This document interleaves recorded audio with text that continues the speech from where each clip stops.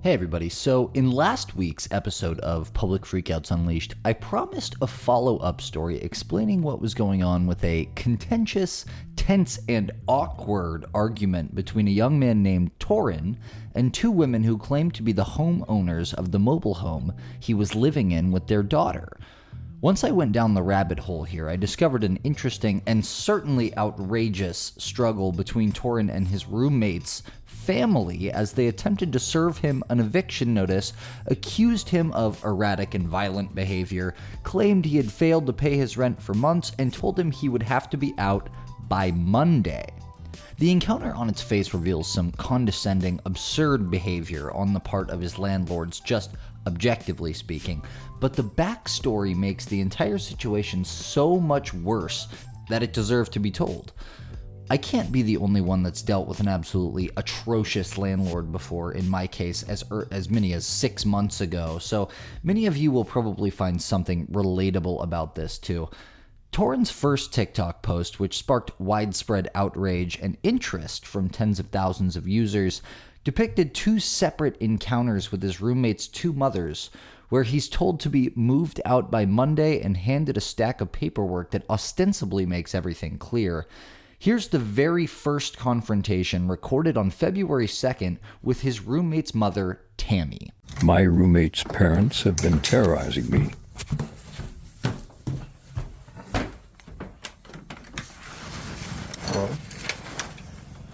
You have till Monday to get out.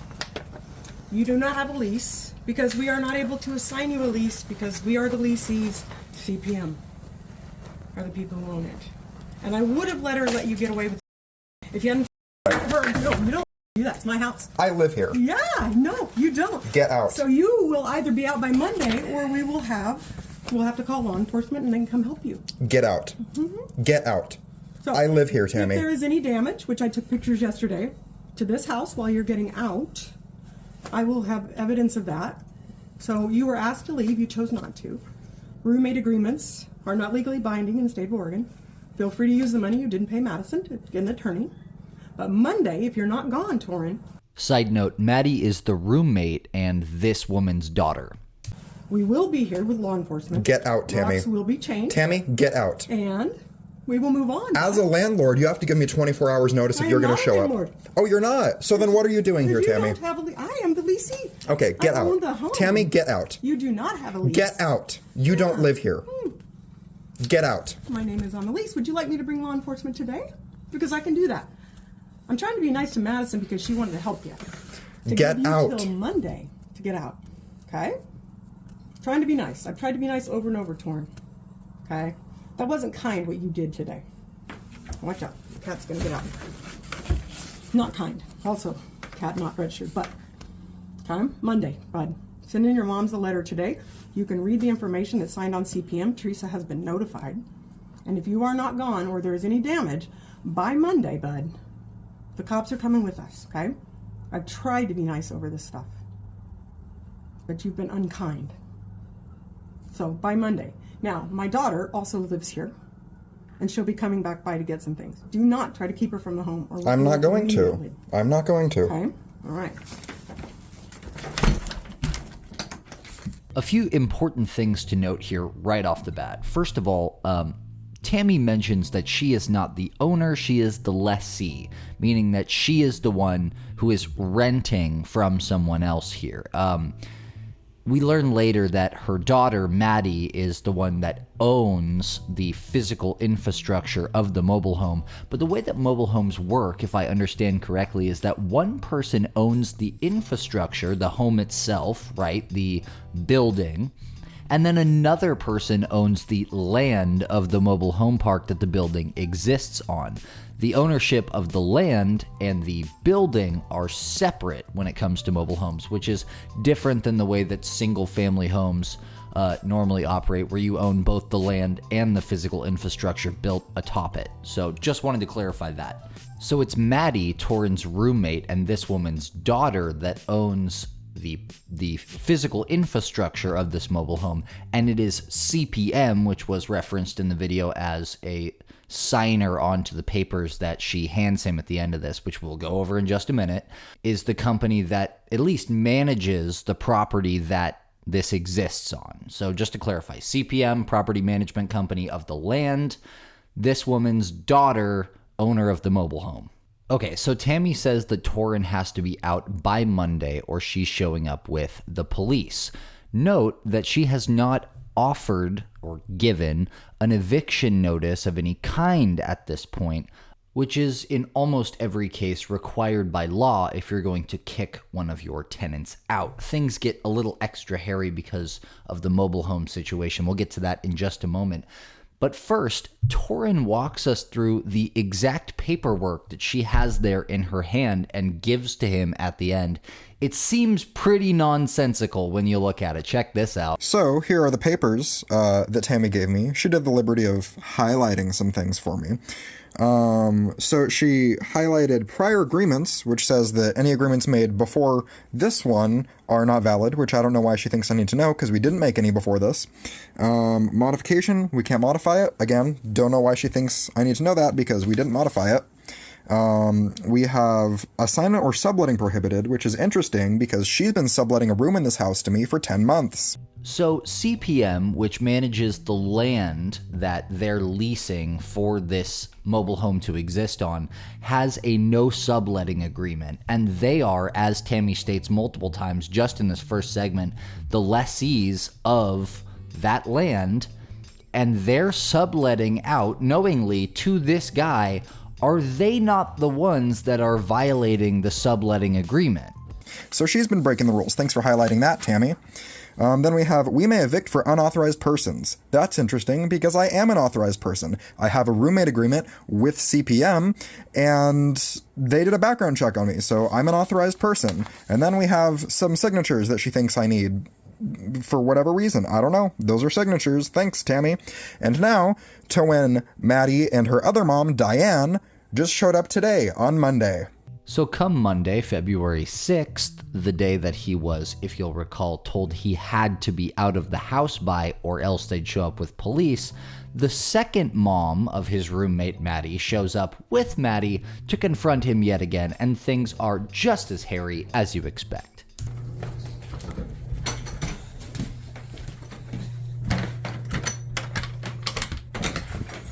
Thank you. Hello? Hello yourself. And I have the key to the lock. This is not your house. You cannot have a lock on the gate. It's not your house, Maddie. Signed a break, huh?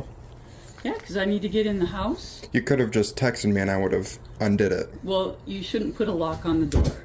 As far as I understand, it's completely legal for a tenant to change or put a lock on the door. And as you can see here, instead of just texting him and asking him to undo it, she made a point by physically busting it up. This is your written eviction notice? Mm-hmm. Okay. What else do you need, Maddie? Also, there's a old lady next door, and she's not getting Wi-Fi, so you need to turn the modem on. It's on. Okay, I need to see it. Okay. Show me. You don't pay for it, and therefore It is right there. You are not to touch it. It is right there. But I see it. If we find out that it's off, because we'll know, you'll be paying for that too. Okay. Give me the key to the lock. Give me the key to the lock, or unlock it and take it off yourself. I will unlock it. Right now. Okay.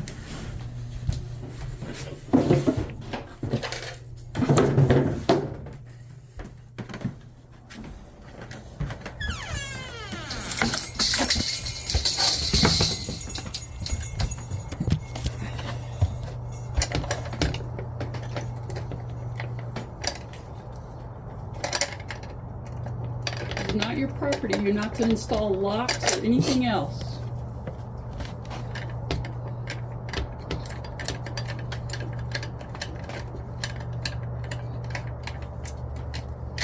Again, you could have just texted me. Hey, you know what?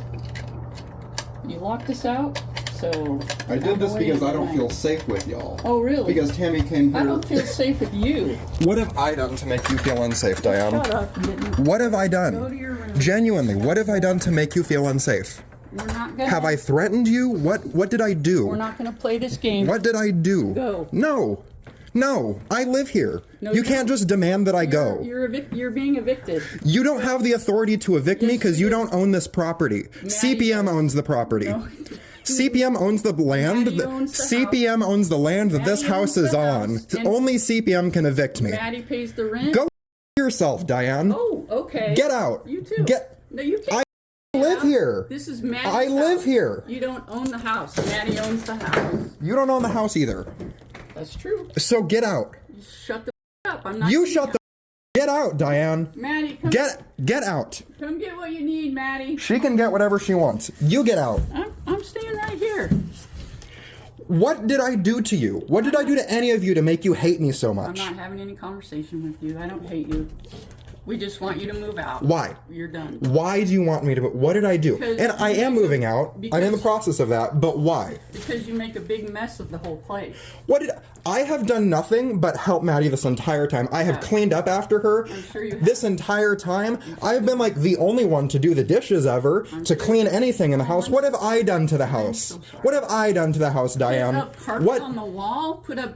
I asked Maddie if I could do that, and she said that was fine. Okay, well that's all water under the bridge. You're. So the only thing that she can come up with as an example to justify what she just accused him of is that he put something up on the wall. It sounds like she said carpet, except he immediately rebuts that the woman who owns this mobile home told him he could do it, which obviously shuts her up almost right away. She moves to the water under the bridge right after that, and then doesn't have another reason. Leaving, so that's all that matters. Well, you're complaining about that I did when I asked for permission to do it. Just go away. I'm done. No, talking to you. I'm not going to go away. You're not going to tell me what to do in the place that I live, Diane. Madison.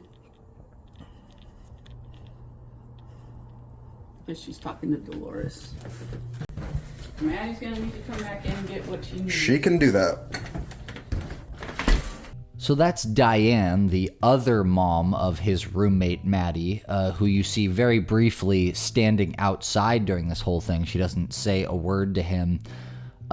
So she presents him with a written eviction notice, which he's about to show you right now, and it's pretty interesting. So here is the eviction notice that Diane gave me, and it's interesting because it's a lease termination letter, but according to Tammy, I don't have a lease. You do not have a lease because we are not able to assign you a lease because we are the leasees, CPM. So, wonder why this exists then, Tammy. And then they backdated this to February 1st, and then gave this to me on February 6th. How does that work? It doesn't. That's the answer. It doesn't. And then it says, I certify that on the 4th day of February 2023, I served this notice. They gave this to me on the 6th. You cannot backdate an eviction notice. And then it says that they delivered it by first-class mail and attaching a copy in a secure manner to the main entrance to the portion of the premises of which the tenant has possession. They didn't mail it to me either. So how does this work? Like, none of this is legal. This is not a legal document because you cannot backdate an eviction notice. It's not how this works. So clearly, they've got their legal lockdown. Good job, y'all. So aside from the fact that this was obviously improperly backdated, which no, you can't just say that it was given to someone on a date that it wasn't given. You can't say that you sent it by mail when you didn't send it by mail. That is obviously very silly. And even if they were able to successfully backdate this notice somehow to February 4th, it says directly right there that you have to have 30 days from the notice, and this is like common in almost every state. You have to have 30 days from the notice of eviction to actually be able to evict somebody, which would put it at March 4th, not March 1st, which is what it says on this ridiculous document. But if you notice the description for the reason for termination, it says no cause required, but, underlined, did not pay rent due in full for past 90 days. Landlord requested he vacate within 30 days from 2/1/21. So now we get to the root of this whole thing, right? They're claiming that he hasn't paid rent in months, and that's why they're evicting him. Is there truth to that? Then becomes the core of solving this. Lucky for us, Torin recorded a third encounter, this one on February 10th, so 4 days after this incident. This time Maddie shows up with the first mom, the one with the short blonde hair, Tammy, and the police to confront Torin. Torin is inside the house, his mom is next to him, and we'll hear her speak as well. My roommate and her parents terrorizing me part 2. This time they brought cops. Hello. Hello. I would like to get some clothes, please. You're welcome to do that. Go ahead and leave that door open. You don't get to tell me what to do, Tammy. No, Nope, sorry, I don't feel safe in this house with you alone. What am I going to do to you? I know you have access to guns and knives and tasers What? and pepper spray. You think I would, what, shoot you, Maddie? I don't know, you've been acting erratic. What do you mean I've been acting erratic? There are people online threatening to burn the house down. No, and there's you are not. liking their No, comments. there's not, Maddie. Okay, so obviously I had to immediately fact check that claim. She says that the reason she's accusing him of acting crazy, acting erratically, she says, is because he apparently liked a comment on the first TikTok video of another user saying that they were going to burn the house down. Now, if he did like a comment like that, it would be a little sketchy. However, I managed to track that comment down. What the comments actually said was, it sounds like the true owner of the house needs to know what they're doing. These documents might very well qualify as fraud. If you're moving out anyways, you might as well metaphorically burn it to the ground. So obviously any honest reading of the context of this message makes it very clear that this person was talking about, because he's being evicted in such an unfair way, taking this issue to the actual owner of the land to show them that this may be fraud that's being committed by their lessees. So that's what they meant, obviously, by burn it to the ground. They even used the word metaphorically if it wasn't abundantly clear enough. nice and grab your stuff.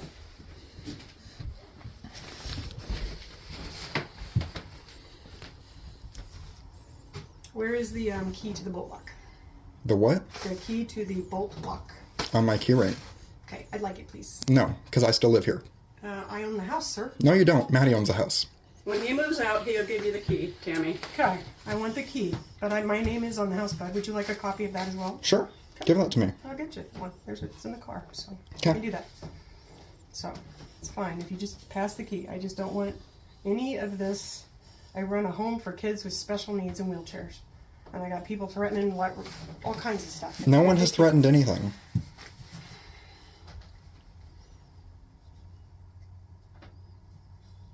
You got a cop out there? Really?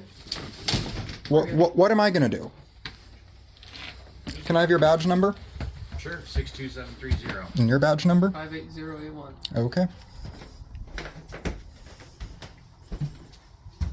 Madison, do you need any help with any of that? It might take me a minute, but no. Okay.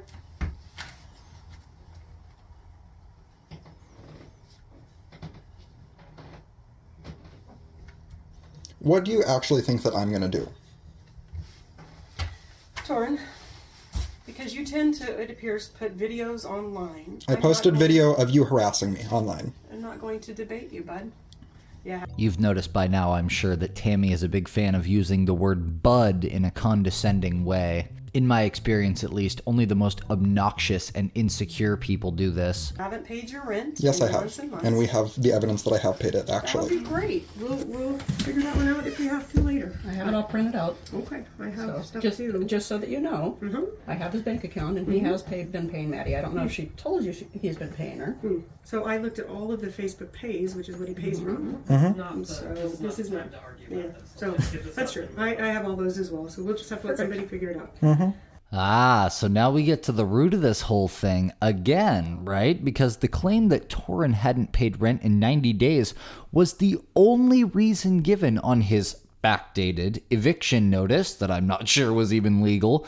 and the only reason Maddie's parents seem to be able to cite when they're explaining why he's being evicted.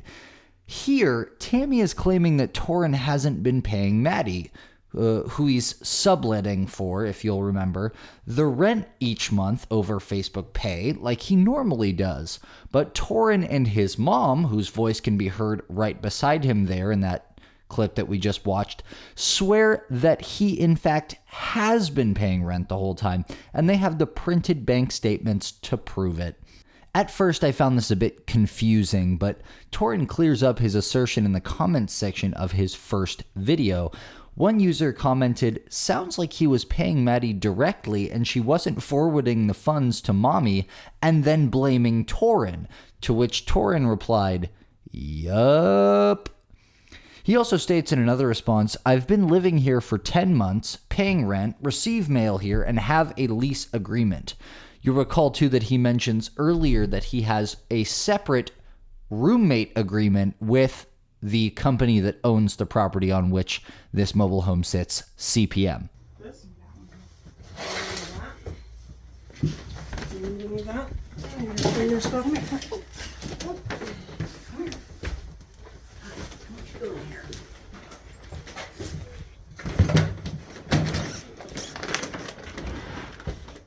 Is that everything, or are you getting anything else?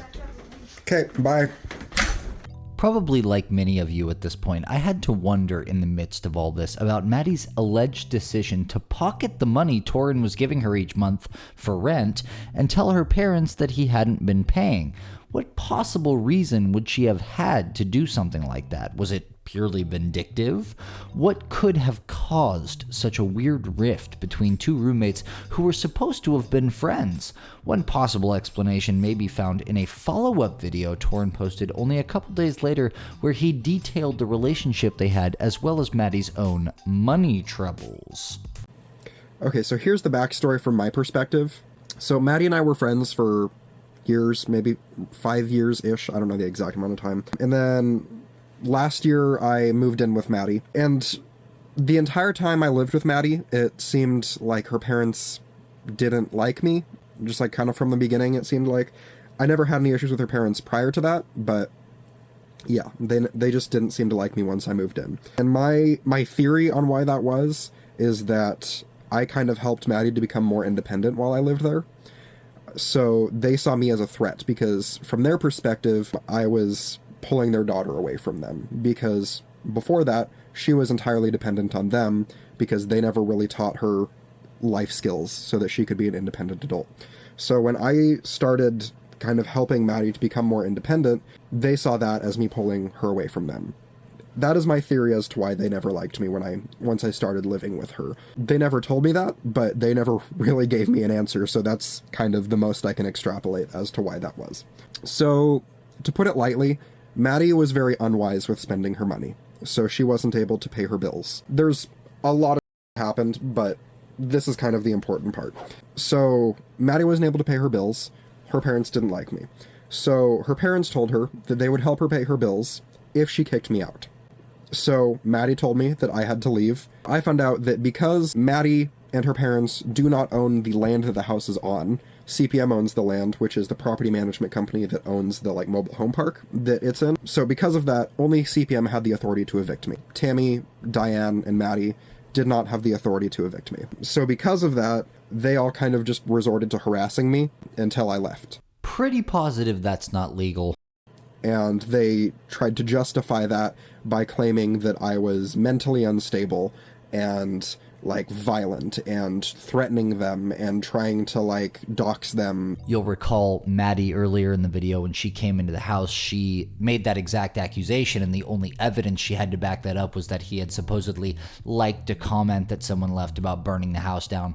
I already showed that that was taken completely out of context. It obviously said metaphorically, so that's nonsense. And then the part where she accuses him of, oh, you have access to well, you know what? Basically, everybody in Oregon has access to guns and knives. It's called going to the store. And whatever they tried to say about me. You can watch the previous videos to see all that. So they did that, and then they came to the house with police so that they had a police witness to to kind of corroborate their story, to make them look better. So, like, let's say anything ever went to court, they could have the police come on and say, well, yeah, we saw Maddie say in front of us that she didn't feel safe around Torin, that she felt threatened, because according to her, he has all these weapons, and he's a danger. So they had those police there so that they could corroborate their story, regardless of how phony that is. There's a lot more details I could go into, but I don't necessarily want to, like, put Maddie's private life on blast completely. But Maddie never really treated me very well. Essentially, Maddie exploited me for my emotional and physical labor. Like, the entire time I lived there, I helped her with pretty much anything she needed. I was the only one to clean stuff up around the house, to do the dishes, to do yard work, anything. Like, Maddie, like, occasionally, sometimes, but, like, not really. Maddie also, like, had thrown stuff at me several times. Like, one time threw a remote at my head, and I had a big goose egg on my forehead for, like, 2 weeks. But yeah, so Maddie never really treated me that well. And then they try to claim that I'm, I don't know, some violent piece of crazy person. That's the backstory. Not only does he deny ever having been violent in any way or crazy with Maddie at all, he actually goes out on a limb and says, no, she actually assaulted me by throwing a remote at my head one time. She gave me a giant bump on my head. Torin releases one final video before this issue is laid to rest, where he reveals that, unfortunately, in the answer of what happened to all this entire family of landlord Karens, they won. Or at least I guess you can say that they won, because he felt so harassed by them that he moved out of the house when as far as I can tell, he didn't have to. Okay, time for an update. We've got Freddy here to chill. So, I am moved out of the house now, because I did not feel physically or, like, emotionally safe there. Okay, I'm just going to throw this out there. Those people did not seem like a physical threat to me. Yes, I could have stayed longer, legally, but, I mean, Tammy was literally, like, terrorizing me, and I was in constant anxiety of them showing up, and, like, yelling at me.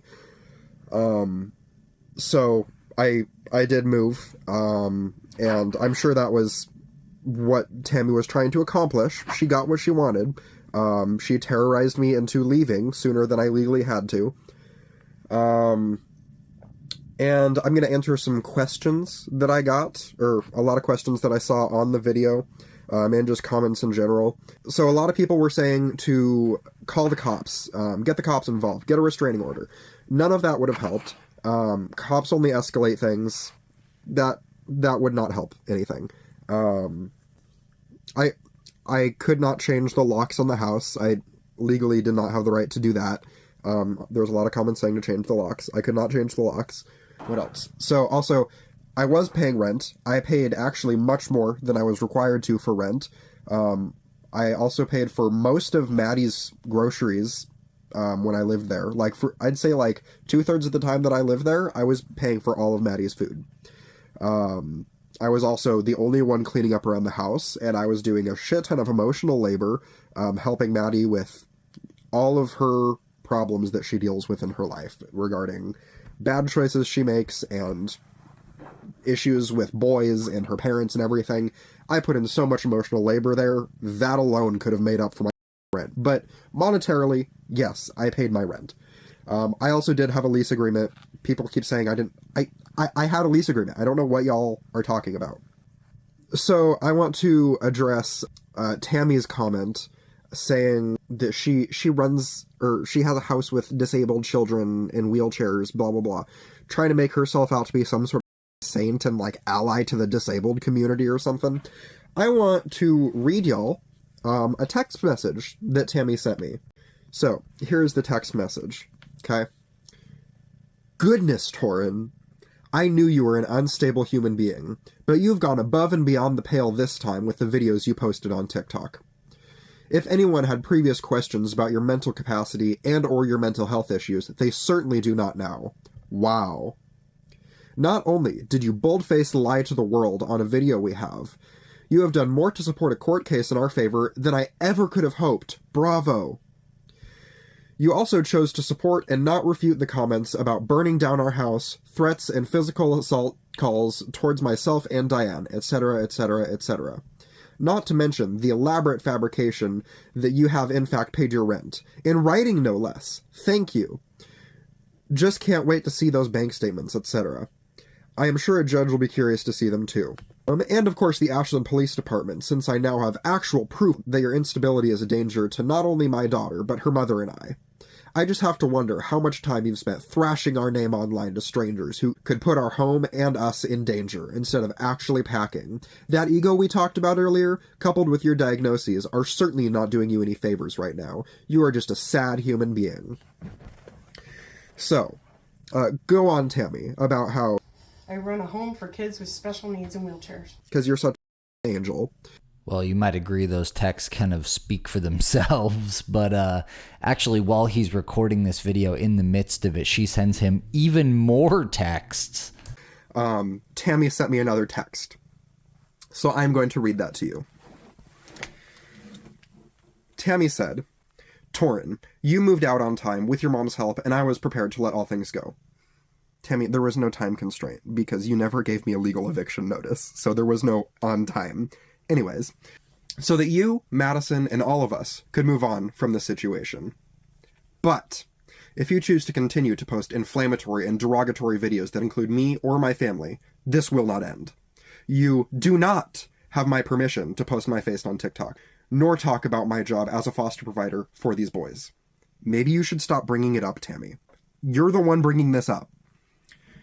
There are crazy people online, Torin, and you're inciting them. This kind of behavior is not only childish, but reckless, and puts my kids in harm's way, and I will not let that happen. Maybe stop talking about them to someone you know is going to post it online. I am respectfully, so respectful, asking you to refrain from posting anything else about me or my family, and to move on with your life. If you choose not to do so, I will have no recourse but to consult law enforcement and an attorney in the matter. Tammy, you know that I have never threatened you, and I have never asked anyone to threaten you or hurt you, because I have never wanted that. You should know by now that threatening me and bullying me into submission is not going to work. So as long as you keep giving me content, I will keep posting it. And thank you for the content. Because of you, I now have 55,000 followers. Much appreciated. Now, I gotta say, Torin, you make a point there at the end about how Tammy should know by now that threatening and bullying you and harassing you is not going to work on you. But from what I can tell, you moved out. So, didn't it? Like, that seems like it worked. It seems like they harassed you into leaving before you were legally obligated to. So, I don't know. Look, I still feel bad for Torin. Obviously, I think he was mistreated here by these very Karen-y, very obnoxious landlords, and I don't think that what they did was legal. It seemed very, I've had many years of renting experience myself. That seemed very out of the ordinary, very not right the way they went about that. But yeah, it doesn't really seem like this family of Karens faced any real consequences whatsoever. So we can officially stamp them unpunished. And I do hope Torin pursues some kind of legal action for this. That would be a fun saga to continue watching. And of course, as always, I will present you with any updates as they come along in the Torin eviction saga, which was a very interesting story. I hope you'll agree. That's all I have for you. So I'll see you some other time in the future.